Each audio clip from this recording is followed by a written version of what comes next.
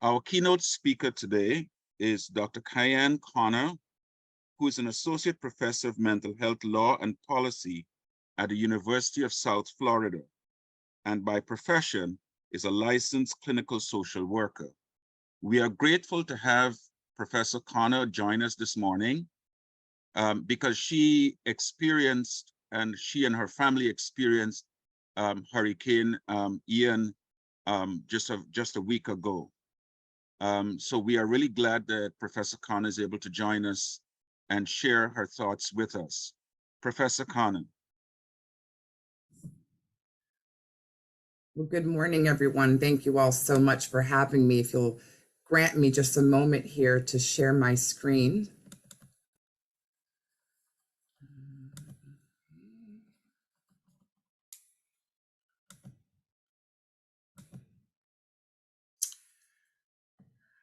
Since I can no longer see anyone's face, it would be lovely if someone could just verbally let me know that you all can see my screen. Yes, we can. Yes, we can see the screen and everything on it. Wonderful. Thank you so much. So again, thank you all so much for having me and allowing me to be here with you. I'm honored to be here and to present this morning on a very important topic. This is my first time attending this wonderful conference and hope that I'll be able to come back many times in the future.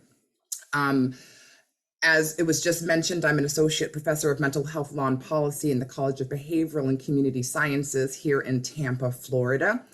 I do research on health equity and mental health equity, specifically facing vulnerable populations with a specialty in geriatrics.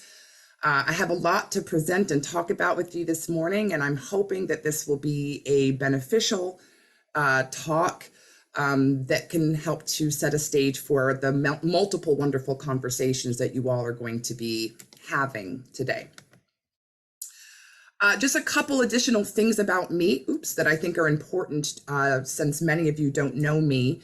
And I think that it also provides a little bit of context for my talk and the lens with which I am working in this space, as well as some of the strategies that I'm going to be talking about at the end of the presentation today. In addition to being a licensed clinical social worker, I'm also a public health practitioner with a specialty in minority health and health equity.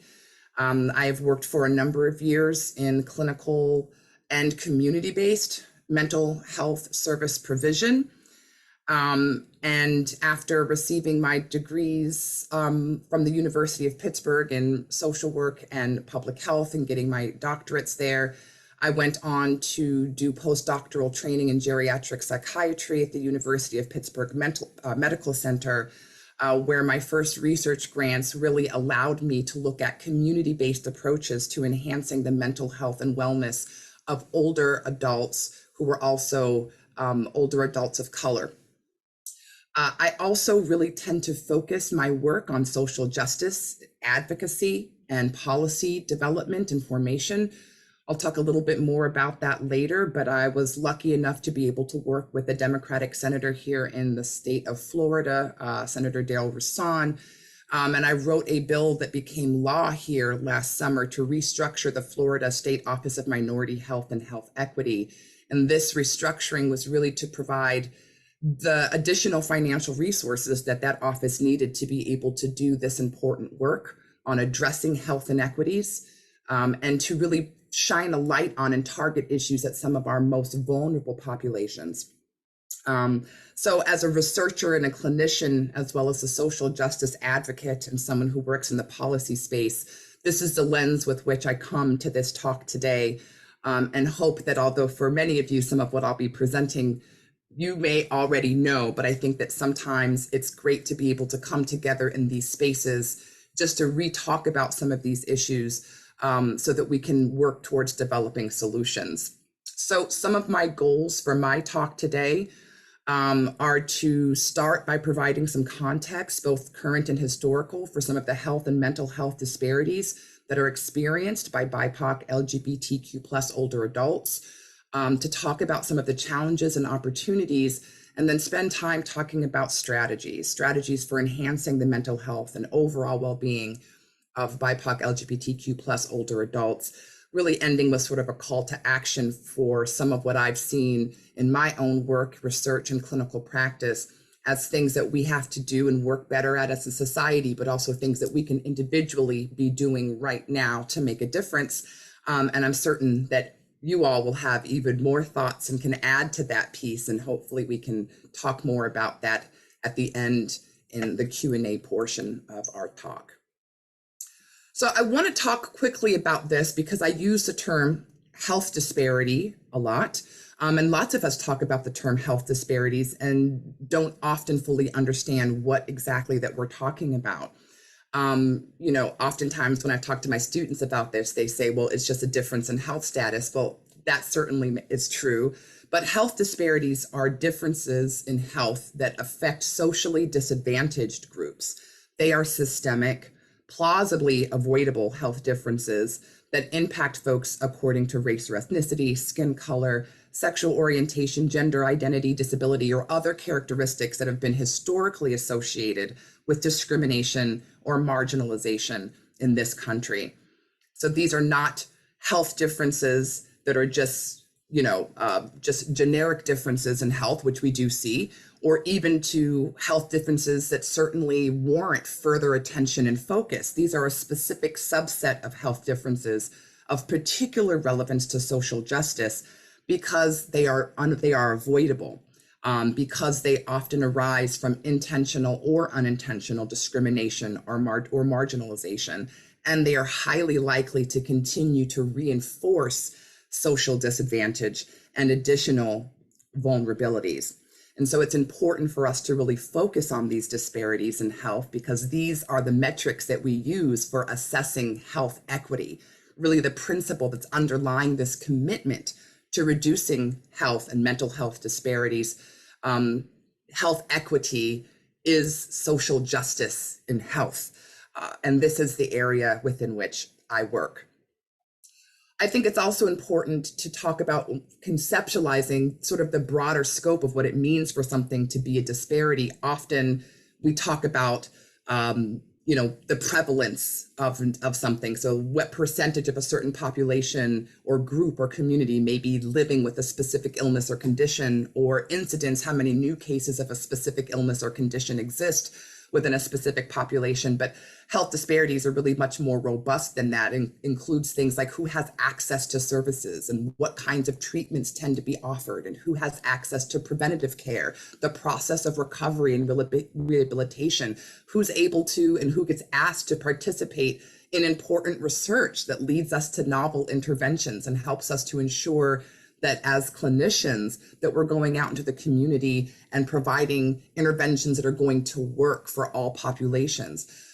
Differences in the outcomes of different kinds of interventions, who has access to care, and then even if you do have access, is that care quality care, or some communities less likely to get good services, identity affirming services, who's prescribed medications and what kinds of medications are prescribed, and then of course mortality or premature death and morbidity, which we more often talk about in the mental health space.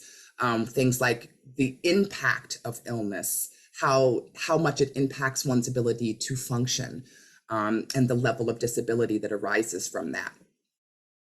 One of the other things I think it's important is thinking about this expanded view of what a health disparity looks like. Disparities in health and mental health are not just about health states. It's also about these experiences with social conditions and societal conditions that have an indirect or direct impact on our health and mental health. So we can't talk about health disparities or health in general without recognizing these other societal experiences that are impacting the communities that we really care about.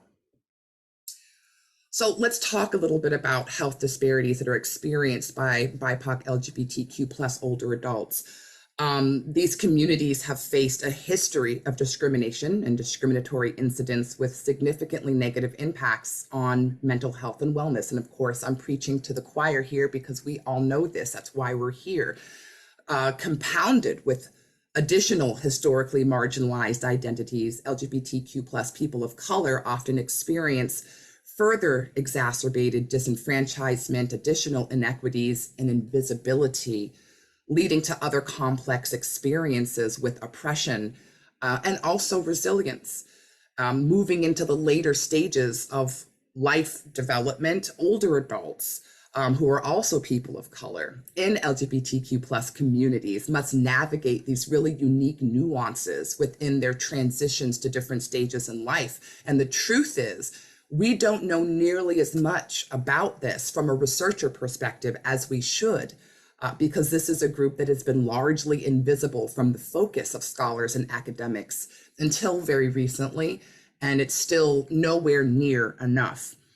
LGBTQ plus people of all ages and races and ethnicities have experienced significant health inequities, but researchers have now begun to really delve into the consequences of what it means to experience a lifetime of inequity due to multiple marginalized identities and what happens to health as these communities grow older. And what we find, unfortunately, is some of the most severe health disparities that we see in the United States are experienced by LGBTQ plus older adults of color. So this is not an exhaustive list. There's a lot more that we could talk about, but I don't have a whole lot of time. So some of the most salient physical health disparities that we see in this community, we know that Black and Latinx LGBTQ plus older adults are more likely to report living with HIV and AIDS and continue to be overrepresented among new cases. And even with, the growing access to treatments, allowing folks to live much longer, this significantly increases risk of this population for heart attack and stroke. Latinx LGBTQ plus older adults are more likely to report asthma, diabetes, and visual impairment. Black LGBTQ plus older adults are more likely to be obese, have high blood pressure, high cholesterol, and cardiovascular disease. And Native American LGBTQ plus older adults are more likely to report poor physical health, disability, obesity, asthma, and cardiovascular disease. And compounding these health disparities is a lack of access to high quality, culturally sensitive, identity affirming health and senior services. So let's talk a little bit about mental health. And as a mental health practitioner, I always like to start by just helping folks to recognize that mental health is more than just the absence of mental illness. Our mental health includes our emotional, psychological, spiritual, and social well-being. It impacts how we think and feel and act. It helps to determine how we handle stress, how we relate to others, and how we make choices. Mental health is important at every stage of life, and positive mental health allows us to realize our full potentials and cope with the stressors of life, to work productively and to make meaningful connections and contributions within our communities. And challenges with mental health are actually incredibly common in the general population.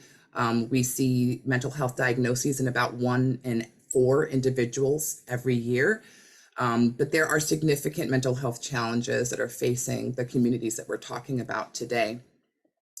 Some of the, again, salient barriers here, recent research suggests that BIPOC LGBTQ plus older adults report some of the highest rates of depression, anxiety, psychological distress, post-traumatic stress disorder symptoms, and lack of access to mental health services. And of course, some of these mental health disparities reached significant crisis level during the pandemic, and we are still seeing elevated rates in these communities that have not gone back down to baseline.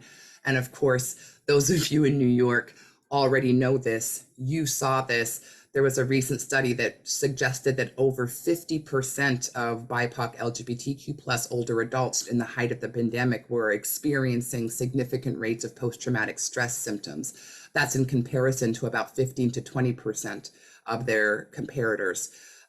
So this is a really significant issue. And of course, I'm going to talk a little bit before moving into solutions about why we're seeing this. And again, I'm sure that I'm not going to say anything new to this group, but I think it's important. And again, when we're thinking about why we're seeing this, we know that health disparities, and I'm taking this from Healthy People 2020, and this is a program from the Department of Health and Human Services that's been focusing and developing sort of initiatives at the federal level for addressing health inequities. in vulnerable populations. And we are seeing these disparities impacting groups who have systematically experienced greater obstacles to health based upon their race or ethnic group, religion, sexual orientation, identity, or other characteristics, again, that have been historically linked to discrimination and to exclusion.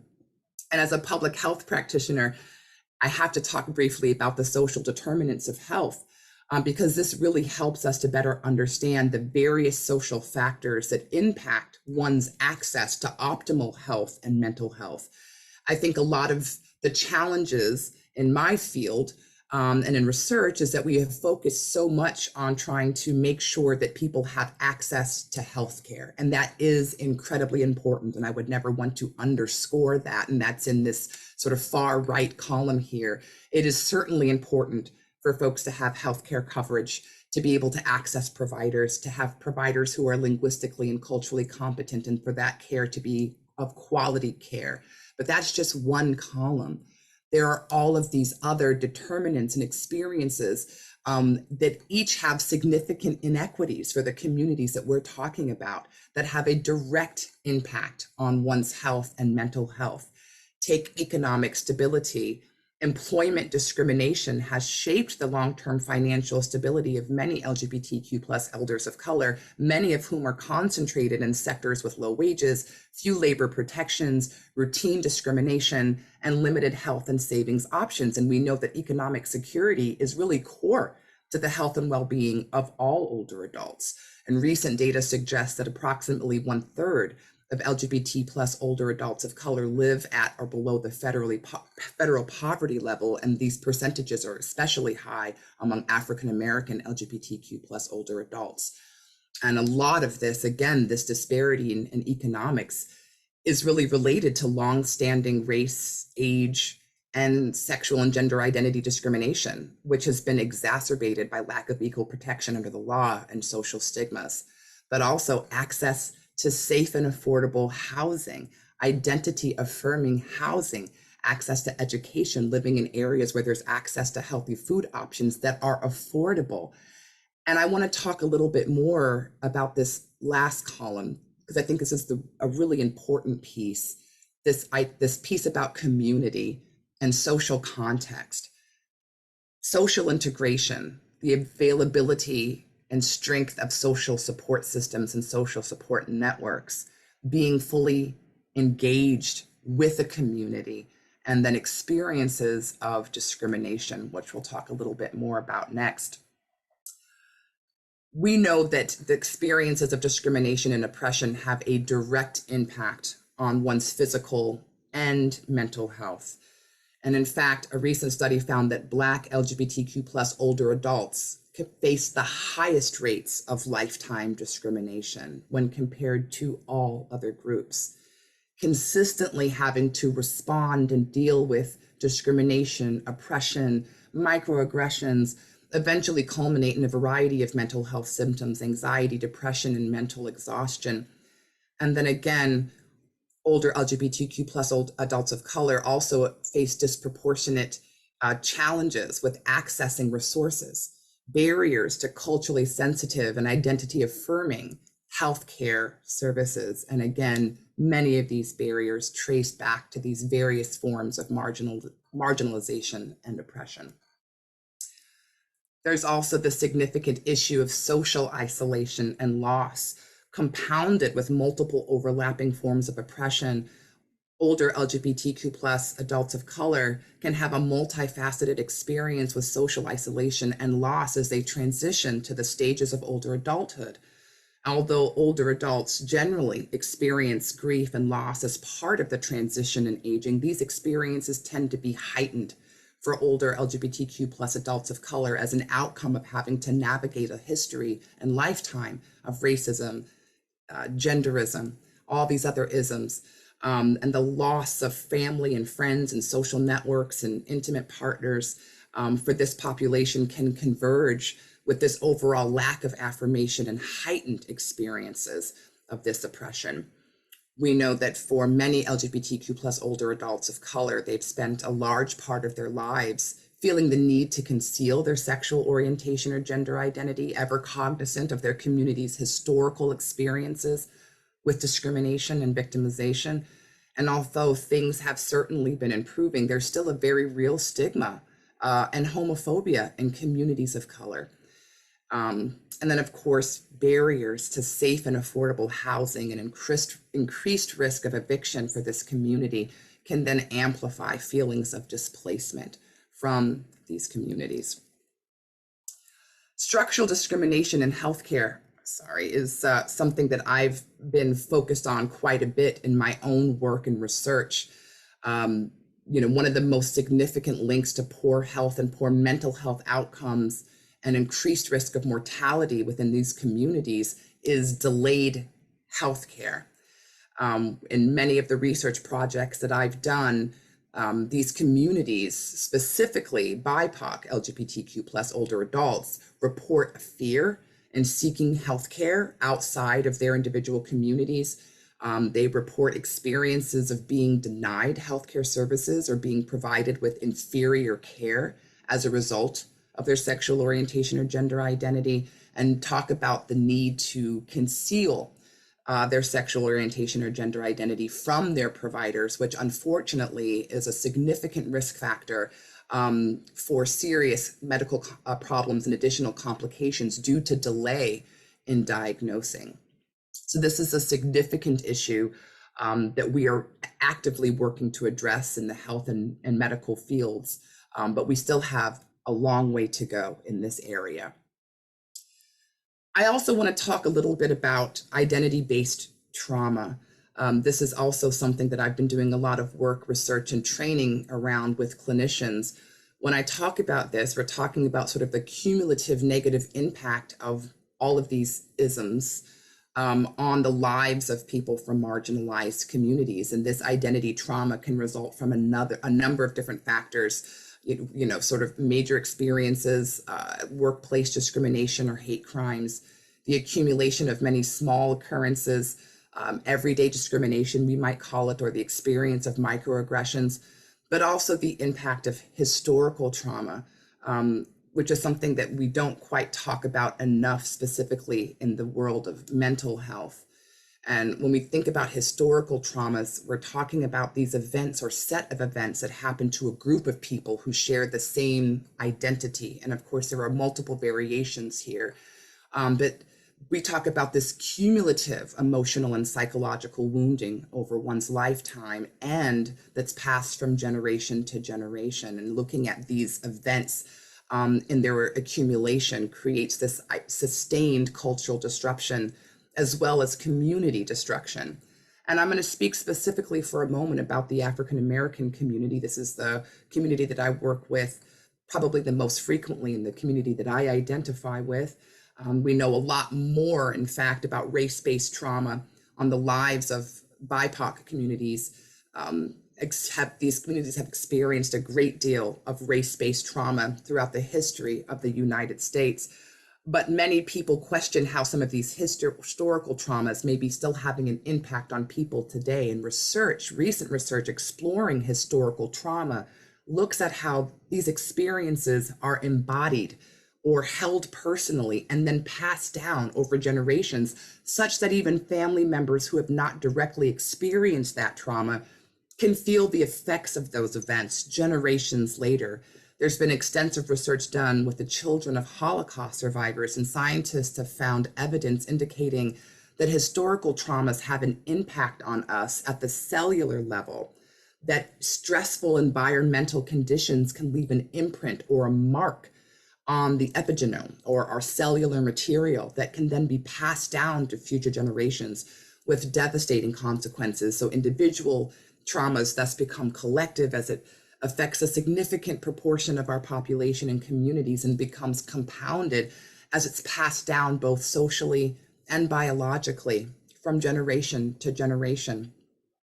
And the impact of these traumas has an effect on us, on our brain, on our body, increasing our vulnerability to stress and other mental health conditions, and also impacting our ability to handle additional stressors as they arise. So this is something that's incredibly important and has led to these kind of race-based stress models that look at the impact of these traumatic stress injuries not being due to a specific diagnosable mental illness or disorder, but being caused by emotional or physical pain resulting from these different forms of racism. And of course, the traumas continue and our multiple social identities intersect to create an experience that can certainly place many of us at risk for poor health and poor mental health outcomes. I bring this up because I think that one of the challenges from the mental health field and as a clinician is that many of us have not been trained to be able to address the unique traumas that are associated with marginalized community identity traumas. We're not trained to assess for them. We're often not trained to treat them. And then what happens when these communities go to get mental health services is that they end up being re-traumatized by clinicians who aren't trained, who don't understand. This really was resonated in this article that I think is really interesting. It sort of identifies this major disconnect where the vast majority of clinicians identify that they work with clients who have experienced this race-based trauma, but hardly any of them had ever received any training. They didn't know how to treat it. And so you've got folks going into trying to get services, and the folks that are supposed to be the professionals that are trained to help them aren't equipped, aren't prepared. And the traumas continue. I'm going to speak just for a moment about Florida. And I know that I don't know how many folks are on the line here that are from the state of Florida. I've been working in the political space here for a while, and this year has been an incredibly traumatic year for Floridians. And I think that it's still important to talk about, because if any of us in our communities are unsafe, then all of us are unsafe, and we have to care about what's happening around the world. Just this year, there were two. Well, there was more, but I'm going to highlight two really significant and incredibly horrible laws that were passed. The first one is not so affectionately known around Florida as the Don't Say Gay law. This was a law that barred school districts from encouraging classroom discussions about sexual orientation or gender identity. Also granting parents the right to sue schools if they thought that schools were violating this. And other provisions around ensuring parents have access to all information about their children, which has also now included basically outing children to their parents, even if those children are not ready to do so. This has also had the impact of educators, both in the K through 12 school systems, but also in higher education, feeling uncomfortable about identifying themselves as members of these communities, uncomfortable feeling like they can bring and present their full selves to work and in the classroom because of the nature of these laws and legislation. And this is already having some really significant effects on younger people in Florida who had historically seen the school system as a place for safety, and where they could talk about some of their experiences, and that's no longer the case. We also had a law that was passed this summer that's entitled Stop Woke. Of course, those of you from communities of color recognize that we have used woke in our community to identify the importance of being aware of what's going on in the world, the importance of recognizing the importance of anti-racism and anti-otherisms, and being conscious, being aware, being advocates. Our governor decided to take that term woke and turn it into an acronym which stands for Stop Wrongs Against Our Kids and Employees, and has created a variety of different prohibitions that basically prevent folks in a number of different groups, state agencies, public institutions, higher education, and diversity, equity, and inclusion trainers from being able to espouse certain what they call divisive concepts in these trainings and in the classroom. Things like privilege, things like systemic racism, things like unconscious bias, and are able to then take discriminatory action against any employer or employee or contractor who engages in indoctrination in these kinds of divisive concepts. At the university where I work, if there is a founded case of this, the whole university could lose its performance-based funding for the year following when that incident took place. So this has already led to significant effects at the university where I work, where educators are scared. They're walking on eggshells. They don't know how to go into the classroom to talk about these important critical issues, to have these critical conversations with students while not placing their very lives and livelihoods at risk. And of course, we talked briefly earlier about Hurricane Ian. I live in Tampa, Florida, and it was predicted that we were going to be hit directly by this storm. And so we had a little bit of time to prepare and to prep. And then unfortunately, this storm came in 30 to 60 miles south of us and really hit areas like Fort Myers, Sanibel Island. Many communities were virtually destroyed. And unfortunately, communities of color were significantly impacted. And yet, and this is again, same story, we've seen this before, disproportionately, we're unable to lack resources, unable to access resources. We had a lot of folks going into some of the more wealthy white communities to help those individuals and families to get to safety, to get them other housing. And many of the individuals in the communities that we're talking about today, BIPOC, LGBTQ plus older adults, may not have access to them, some of those same social support networks, may not have been able to get out or to save items from their home before this storm hit. So it was suggested, and I'm so glad that you did earlier, Antoine, to put up some places where there are specific targeted efforts at helping these communities here in Florida. So if you are interested in donating or providing additional support services to these communities in the Florida area and the aftermath of Hurricane Ian, here are some groups that you could feel good about providing those donations to and supporting.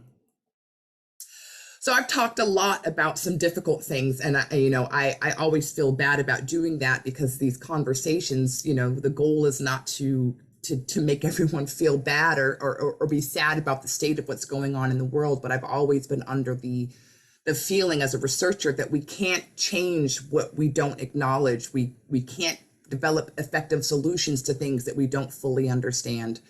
And so I hope that some of that was at least a bit helpful. But now we have to talk about what we're going to do about this. And there is a lot that we can do. And I'm going to talk about a couple of different things here and also share a little bit about of the research that I've been doing. I think that in order to achieve health and mental health equity and address some of these disparities, we really have to not just focus again on things like just making sure people have access to care. We have to address these social and environmental inequities that are impacting the communities that we care about. And this is going to be complex, and these are things that are not going to happen overnight. We need these large population-based approaches, and it's going to involve political advocacy. It's going to involve multiple different stakeholders at the table coming together to develop and devise complex solutions to a very complex systemic issue. But we can also do some things now, and there are a number of targeted approaches that we can use to focus on these communities that are experiencing some of the most significant disparities. A couple things that have really been the focus of the work that I do, raising public and provider awareness of these disparities. We have to talk about these things. We have to make folks aware. Folks who don't come to conferences like this likely have no idea what's going on. And again, as I mentioned, research within these communities has largely been absent. And this is a group of folks that have been largely invisible from the academic and scholarly world.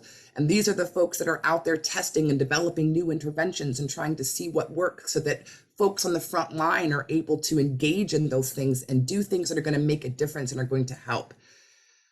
So we have to continue to talk, and we have to raise awareness and raise our voices. I think we also have to work on improving the capacity and number of providers, and specifically culturally sensitive providers, identity affirming providers in rural and in underserved communities. I'm sure there are still issues and challenges with accessing these services, even in places like New York City. But bigger cities, New York, Chicago, San Francisco, often have an easier time being able to identify these resources. In many areas in the state of Florida, for example, that are incredibly rural, it is very challenging for those folks to get access to care, particularly, again, culturally sensitive and identity affirming care. And they feel incredibly isolated and on their own. I think that one of the things that we have benefited from, if we can say benefited from, think of a silver lining with regard to COVID-19, is that we recognize that we can do a lot more virtually than we used to be able to do. And technological advances increase our ability to engage with populations that may not be able to physically be close to these kinds of services, but being able to do that through telehealth or virtually is better than not having that connection at all. And there are new sort of devices now that help folks to be able to access that care, even if they don't have access to their own Wi-Fi, because then that becomes another kind of barrier, right, that impacts folks based upon socioeconomic status lines. I'm currently working with a group called Constant Companion that specializes in providing these all-inclusive devices to help older adults age better in place. It's a device that just plugs into the wall and pings off cell phone towers, so that even folks who don't have access to their own Wi-Fi and internet are able to connect virtually, to get help, to talk to providers, to work with peers, which is a lot of the work that I do in my research, identifying the value of teaching and training individuals within communities and giving them the education, the resources and training to be a resource to folks in their own communities, building that community capacity and social capital. Increasing cultural humility of providers. I like to use cultural humility instead of cultural competence. We talked about, we've used that term for a really long time, and I don't like it at all. No one person can ever be fully competent in anyone else's culture. Cultural humility really recognizes that and looks at cultural awareness and cultural sensitivity as sort of a lifelong process of learning that starts with oneself. Thinking about your own socialization process and how that may impact how you view and see the world, and how others then might view and see you, and allowing you to be able to recognize and assess individuals for who they are as unique beings, and validating the multiple social identities that are important to us and that impact us. And then again, this importance of inclusive research, so that providers are using interventions that are culturally sensitive and that are effective. And we have to identify and promote clinicians that are doing good work with the communities that we care about, so that the people that we care about are not then re-traumatized when they go in to see a clinician who does not know how to work with marginalized communities. Oops. I want to talk very briefly about this project because I was able to receive a grant. This happened not too long after the murder of George Floyd. This is a collaboration with a national organization called This Is My Brave. This Is My Brave is based out of Washington, D.C., and this is a stigma reduction intervention program. And before the pandemic, they would travel around from state to state and city to city and put on these really amazing shows in theater spaces to highlight and shine a light on the voices of individuals who were living with and experienced mental health challenges, addiction challenges. And the goal of this in their hashtag is that storytelling saves lives.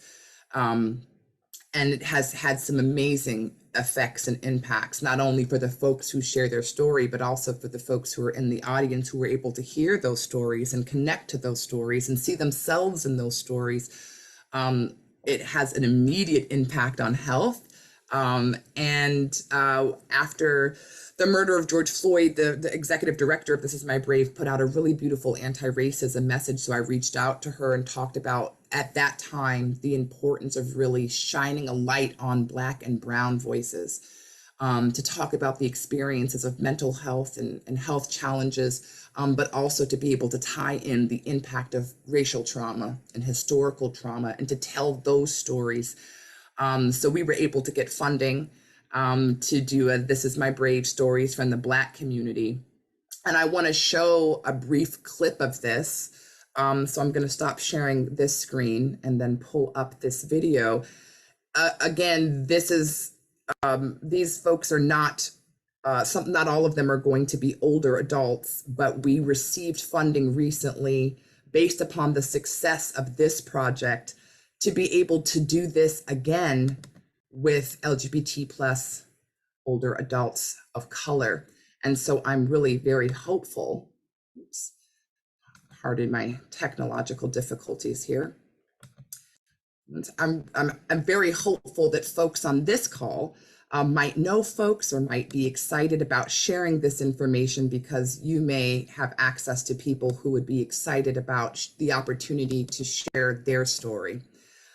So I am going to play this video. It's very quick, it's only 4 minutes, but I hope that it will give you a little bit of a flavor for what these stories look like. And again, this is a clip from This Is My Brave, Stories from the Black Community.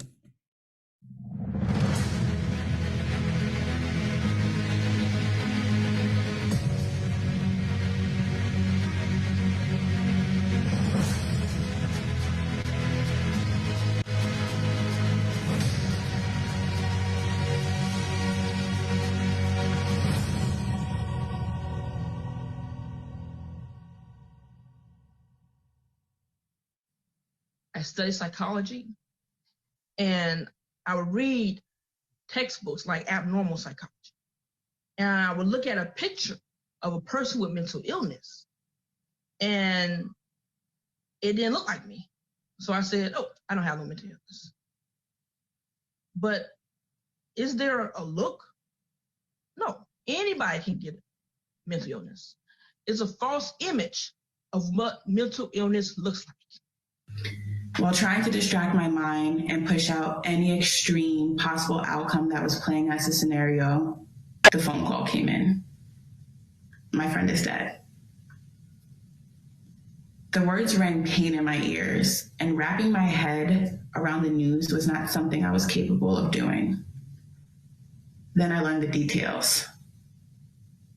He wanted to leave as a soldier and jump. Oops.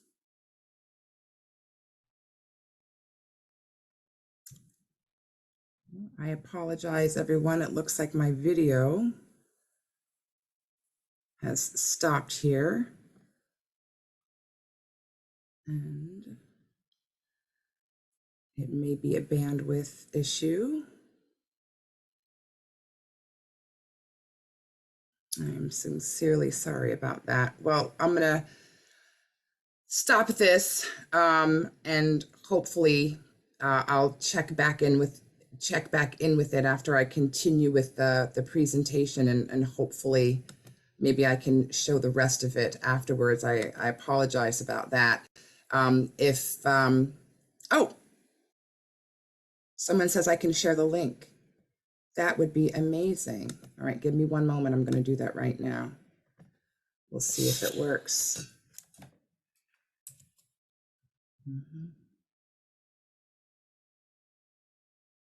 All right. Technology can be a wonderful thing. Thank you, Shamari. Let me know if you were able to receive it.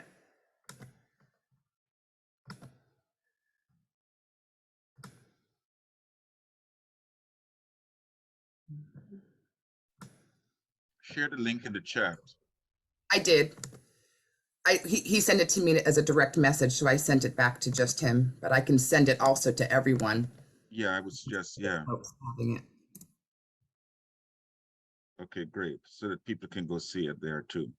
Thank you. Thank you. Extreme possible outcome that was playing as a scenario, the phone call came in. My friend is dead. The words rang pain in my ears, and wrapping my head around the news was not something I was capable of doing. Then I learned the details. He wanted to leave as a soldier and jumped into the train tracks and marched to his death. May 28th, 2006, my 15-year-old friend took his own life. A guy who had a rough upbringing and an emotional story, but had the silliest, crooked tooth, infectious smile that always wanted to ensure those around him were happy, took his life, and I could not process this. My first taste of mental health within our community and not recognizing the signs, the fact that there were signs, and even understanding what that means to be emotionally and mentally unwell. This was age 14. From church skinny ties to flat-billed hats and matching shoes, from finger waves to gumbies, mini froze to dreadlocks, fresh fitted, the freshest of the fresh, ready to grab her hand during couple skate or bring home a report card. On these days, we're all Black boys. All body bags. All filled with holes. All autopsies. All unrecognizable.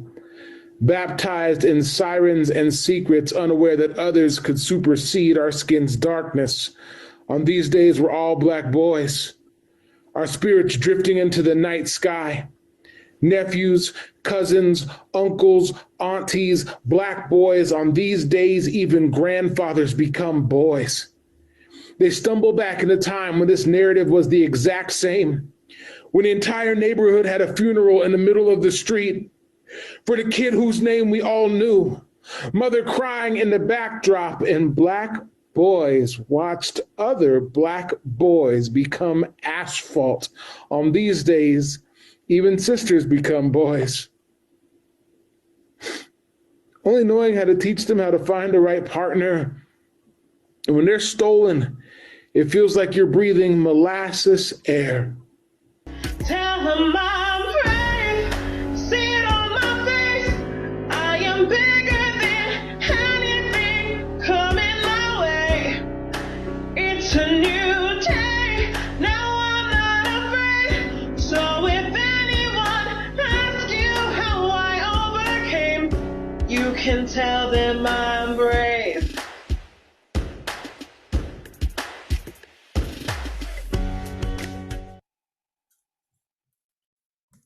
Thank you so much. I'm so glad that that was able to work and that you were able to see a bit of that. Again, that's just a brief snippet of those full programs.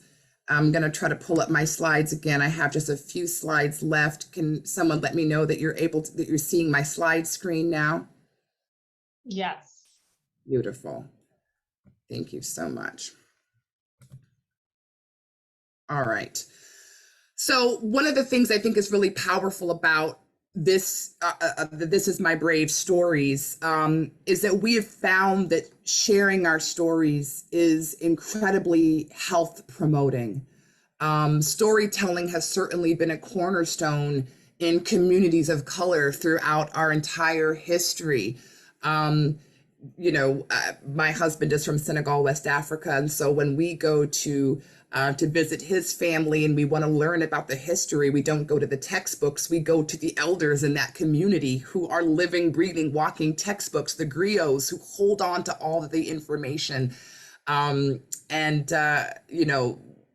see the remnants of the importance of that historical, cultural context in the value of us being able to share and narrate our stories, our histories, again, for both the individuals who are comfortable and are willing to bravely share those stories, but also for the folks who are listening to them, who can see themselves in those stories, who feel connected to those stories. And I think what's also very important, especially thinking again about this cultural context, is that as you can see from the video, individuals were able to share their stories using various artistic means. So, you know, you could give a monologue, or you could say a poem, or you could sing. We also had people dance. This is important because the cultural arts also are hugely important. Being able to integrate and share stories through artistic means that are personally and culturally relevant to us, again, enhances their ability to be culturally relevant and to impact positively health and mental health. Connected to that really is this idea about the importance of us encouraging the preservation of cultural identities. Cultural identity and identity affirmation buffers the impacts of oppression. It also encourages older LGBTQ plus adults of color to seek help and health care. It's interesting. Because acculturation, or this idea of sort of slowly leaving your own, you know, ancestral identities and maybe, you know, transitioning more to an Americanized identity, has been connected to poorer health outcomes for communities of color. So maintaining cultural identity, values, beliefs, practices, arts, language, food, all of these things have been found to be incredibly health and especially mental health promoting. And so these need to be continued to integrated, to be continue to be integrated in the kinds of programs, interventions, and strategies that we're using within these communities. Again, we talked earlier about the importance of social support networks. We know that this is incredibly health promoting. So we need to develop and create more safe community spaces focused on connection, focused on developing those social networks and safe spaces that are identity affirming. This is critical. And again, that may be easier to find in some of the larger cities. I'm not sure, those of you from New York, I'm sure we'll talk about this, but in Florida, this has been a really big challenge. And so one of the things we've had to do is really capitalize on the increase in tech savvy among older adults. You know, there had been this pretty significant myth that older adults don't know how to use social media, or they don't know how to use the internet. Well, that is changing. And so we can sort of use these as additional opportunities to reach out and connect with and create safe spaces for folks, again, who may not be able to physically access those spaces, and you know, help to use what we've learned through virtual programming during the pandemic to help reach out to some of those communities. There's also some interesting work around the promotion of inclusive faith-based communities. This is really interesting work, and it's very, very critically important. What we have found from research, which is interesting, is that Black LGBTQ plus older adults are 4 times more likely than their non-Hispanic white counterparts to consider people from their churches or faith as integral parts of their social support systems. Black and Latino LGBTQ plus older adults report higher levels of spirituality, and this has been found to be significantly associated with mental health and well-being. This is also interesting because these very same groups also note facing conflicts and negotiating, you know, ethnic and spiritual values together with their sexual and gender identities. And we know that there are a number of faith-based institutions and religious institutions that are not identity affirming. And so this can be a challenge, finding that connection for folks for whom this is an incredibly important coping strategy.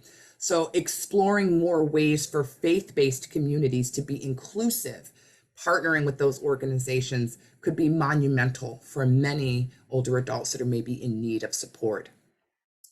A couple additional things: we need more identity affirming and safe, friendly housing. This becomes even more important as we age. Nursing homes and other long-term care facilities are especially problematic for BIPOC LGBTQ plus elders.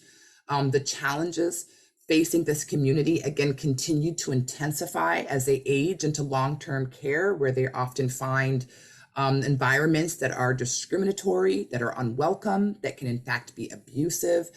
There are many programs working on doing just this. I know that Sage has done a lot in this area, Mary's House, but we need more. And again, focusing more on some of the smaller cities where these communities have been largely invisible for a long time. Building individual capacity in communities. I'm a part of a very large federal grant right now that's funded by the National Institute of Mental Health, where we are actually looking at going out, and we are in the process of this now. It's really interesting and a great project. We are training older adults in vulnerable communities to deliver brief interventions for mental health treatment. I'm not going to get into the technical pieces of this trial, but it's a non-inferiority trial. So basically, we're comparing older adults in the community, in vulnerable communities, and their ability to deliver interventions for depression and anxiety. And we're comparing how effective that is to trained and licensed mental health care providers delivering similar kinds of interventions. The goal of this work really is all about feeding resources back into communities, identifying folks within communities that are excited, interested, want to be trained, want to be able to give back to their community, and giving them the tools and resources and educational know-how to do that so that they can then become the resources in their community, particularly in communities where there is an apprehension about seeking professional mental health treatment and services. Anecdotally, we haven't completed the data. This is a 5-year-long research project that's happening here in Tampa. It's also happening in Cornell, in New York, and our third site is at the University of Washington in Seattle. But if we are able to provide some additional evidence to the impact of this, I think this is going to be incredibly helpful. One of the challenges about research that I've been involved in is that often we get these big monies, we go into communities, we do the work. When the grant is over, the academics pull out and leave the communities with nothing. These kind of projects build capacity in communities so that they're sustainable and that this work continues long after the research dollars have ended. So hopefully I'll be able to come back and share the results of that with you later. The last thing I want to just mention here is the importance of advocacy. That certainly is a cornerstone of the profession that I'm in, social work, but also is still incredibly necessary. We have made strides, but we have a long way to go. And I think that sometimes we forget about the necessitation of including policymakers and legislators to this table with us, because ultimately these are the people that are writing the laws that decide where resources are going. I learned this when I wrote the bill that became law. Had to go to Tallahassee and sit in a room with a bunch of legislators. And it was unbelievable to me, and I'm going to try to say this nicely, how little some of these folks knew about the laws that they were creating that were going to be impacting these communities. And I won't go further, but the importance is our voices are needed. And we have to create coalitions. We have to go and speak to legislators. And this is tricky because sometimes they don't care about the stuff that we're doing, but it can't stop our work. We have to use our voices in places where it's going to make a difference. It has made a difference in the past, and it will continue to as we keep going. So the last slide I'll mention here is just, again, the goal of my work has all been around health equity, this idea that all of us should have access to optimal health. And that achieving that means valuing all of us equally. And we have to continue our ongoing efforts to address these avoidable inequities, historical and contemporary injustices, and eliminate these health and healthcare disparities. I am hoping that some of the work that I've been doing is going to help us to do that. And I'm thankful for an opportunity to share some of that with you all today. I know that I went a little bit over my time, so I don't know how much time now that we have for questions and conversation, but I am happy to take any comments, questions, or just if folks want to share if some of what I talked about resonated with you and your experiences at this time. Yes, thank you very much, Dr. Connor, Professor Connor. We got probably about 4 minutes for thing, because yes, you were able to take up some slack in the time, but We got about 4 minutes. Any thoughts or comments or questions? We've got one person saying, great presentation, thank you. This is Gary Baylor, and I'd just like to thank Dr. Connor for a really thought-provoking presentation, and just say that you did Pitt and Larry Davis proud. Oh my gosh. You have no idea how much that means to me. Dean Davis is the person who inspired me to go into social work, to get my PhD and to do this work. So thank you so much for that. Actually, and Dr. Bailey had actually mentioned earlier that Jola Mukherjee had suggested that there be a move away from the term social determinants to the term social forces to emphasize the movement and intention behind creation of health disparities. Yeah. And this apparently was made at Boston University School of Professional Health Symposia. Any other comments, thoughts, questions? I see a hand, I think, from Yvonne. And yes, Yvonne, and then we can go to a question. How do you express to people doing programming that you want programming, and I've asked, that does not have a religious focus? It's particularly hurtful to people who have maybe been in cults, or they grew up in the deep South where there was such negativity toward being GLBT, and then the whole history of what happened to Black people around religion. I was a history-focused person, and it's just unfathomable to me that many people just embrace this thing, and it's hurtful to me all the time that it's assumed because I'm Black and I'm former Southern that I'm going to be embracing, and you don't understand why I don't want to participate. And I keep trying to say there needs to be a secular space. What happened to the separation between church and state? Now I understand for those people that might give them comfort, but it does not. In fact, it makes me angry. Yeah. I didn't hear the end of that, Miss Yvonne, but I want to say I'm landing my plane. I said the overemphasis on religion makes me angry, makes me, if I was not well, would make me want to do bad things to people. I understand. I'll briefly say that this is a challenge. I've heard this a lot. I completely agree with this. I think one of the challenges here is this balance between, when we look at patterns, and I give these statistics about, this percentage of this population, feels that religion and spiritual coping is an incredibly important strategy, and identifies this as a mechanism for help. What that does sometimes is it gives these impressions that this is the experience and the belief of everyone in that community, and that's completely inaccurate. I 100% hear you there. But seeing the patterns also helps us recognize that for many, this is something that's important, right? So we have to have that balance. And you're right, we need a balance of programming, some that may have a focus on religion and religious coping for folks for whom that is still an incredibly important and powerful part of their strategy for dealing with health and wellness. And for a vast large group of others for whom do not ascribe to that, we need to have interventions and programming that are not founded in a basis of religious belief. We have to have both. And so I think you're 100% correct. We need more options, and we need options that are going to be able to work for diverse people who have diverse beliefs and perspectives and experiences. But it is a problem. I'll say, in some of the work that I do with older adults of color in communities and training them to do mental health treatments, that's something I have to bring back all the time, because they'll say, we'll do role plays, and then they'll all of a sudden make an assumption that the person that they're talking to is religious. And they'll say, well, you could just go to your Bible and you could just, say this and, do this prayer.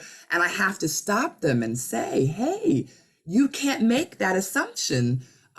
Just because that's your belief system doesn't mean that it's the system of the person that's sitting across from you. So you have to wait until they share that information with you. As a clinician, one of the things that I typically do with clients is what I call a culturalogram, and I can share this document. It's very helpful for me. It really provides an opportunity for me before I start doing work with someone to understand all of the various identities that they have that are meaningful to them, and also their value systems, their belief systems, so that I can develop and integrate relevant interventions that are going to meet that person where they are. And if someone tells me that they are religious and spiritual, and that is a strong coping strategy for them, I can use that to engage with that person. And if it's not, we're not going to talk about it at all because it's not relevant for that person. So I think the big caveat here, and something that I'm hoping will move forward better towards in the field of mental health providers, is the need for personalized care and to see each individual as an individual and recognize all of the important identities that impact that person individually.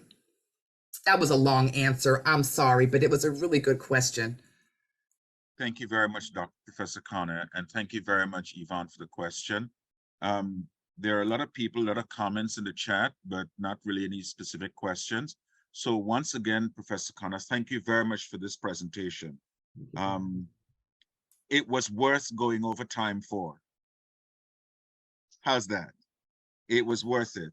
That sounds great. And I'm happy to share my slides. And also if other questions arise, or I saw some folks wanting to do some connections, really excited about that. Happy to do that. Feel free to send me anything. And I'd love to continue the conversation into the future. So thank you all so much. So yes, thank you very much, Professor Connor. Maybe if you put your contact information in the chat so that people can, and address it to everyone, if they want to reach out to you for your slides or your presentation, which will be up on the In My Mind conference website in the next couple of days, so that you can always go back and see the entire conference and the presentations. So we move on now to the next